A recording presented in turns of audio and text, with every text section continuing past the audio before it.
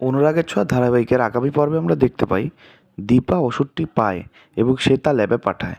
ল্যাবে থেকে রিপোর্ট আসার আগ পর্যন্ত দীপা অনেক চিন্তিত থাকে এবং ভাবতে থাকে সূর্যবাবুর এই অবস্থা কে করেছে, কিভাবে করেছে। এই সময় রূপা দীপার কাছে আসে এবং রূপা দীপাকে সাপোর্ট করতে থাকে, বিভিন্নভাবে এনকারেজ করার চেষ্টা করে। মিস্টার শর্মাও দীপার সাথেই থাকে। দীপা তাদের বলে যদি ওষুধের স্যাম্পলে খারাপ কিছু রিপোর্ট আসে আমি উর্মিকে ছেড়ে কথা বলবো না।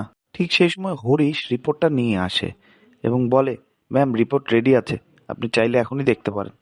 দীপা তখন উদ্গ্রীব হয়ে রিপোর্টটি দেখে এবং দেখতে পায় যে রিপোর্টে নেগেটিভ কিছু আছে, অর্থাৎ ওই ওষুধে বাজে কিছু মেশানো ছিল যা সূর্যবাবুর ব্রেন লসে সহযোগিতা করছিল। দীপা নিশ্চিত হয়ে যায় এবং সে রেগে আগুন হয়ে যায় এবং মনে মনে ভাবে, উর্মি তোমার খেলা শেষ এবং তোমার পিছনে যে কে আছে তাও আমি বের করব। তো বন্ধুরা, এমনটাই যদি হয় তাহলে কেমন হবে তোমরা কমেন্ট করে জানিও কিন্তু।